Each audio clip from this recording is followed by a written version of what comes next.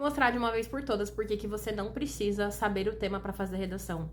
Essa é a maior insegurança dos candidatos. Professor, e se cair um tema que eu não souber aquilo, se eu não souber aquele assunto, como que eu vou fazer uma abordagem de algo que eu não sei?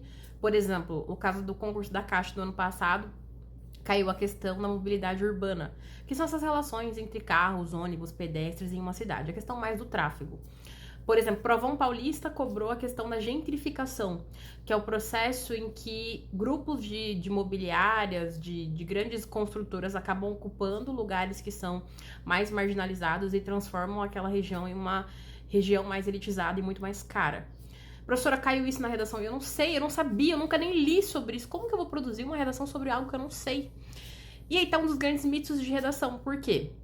Quando a gente fala de redação, tem muito mais a ver com entregar uma estrutura, entregar um texto dissertativo argumentativo que tem um encaixe. É como se ele fosse um quebra-cabeça, como se ele fosse um cubo mágico. Você encaixa palavras de maneira adequada, mesmo que você necessariamente não saiba sobre o tema. E existem algumas questões no Brasil, principalmente quando a gente fala de redação, que são textos dissertativos argumentativos que vão discutir problemas sociais do Brasil. Alguns problemas, eles têm a mesma origem. Então, por exemplo, uma das origens de problemas no Brasil, falta de educação, desigualdade social, falta do Estado cumprir os seus direitos e deveres ali, seus deveres principalmente. Então, quando a gente fala de redação, você não precisa saber o tema. Sabe, você precisa saber a estrutura, você precisa saber a estratégia. Então, independente do tema que caia, se você consegue analisar aquilo ali conforme aquela estrutura, pensando nas possíveis raízes do porquê aquilo existe, você consegue produzir um texto. Então, redação não tem a ver com saber sobre o tema. Às vezes a pessoa sabe tudo sobre aquele tema. Então ela sabe exatamente as raízes, ela sabe as consequências daquele problema, mas ela não domina a estrutura do texto dissertativo.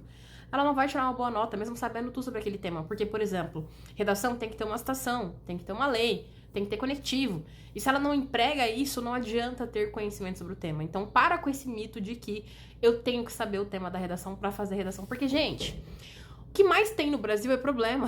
Se a gente for estudar todos os problemas do Brasil para fazer redação, vamos ficar até 2070 estudando os problemas do Brasil.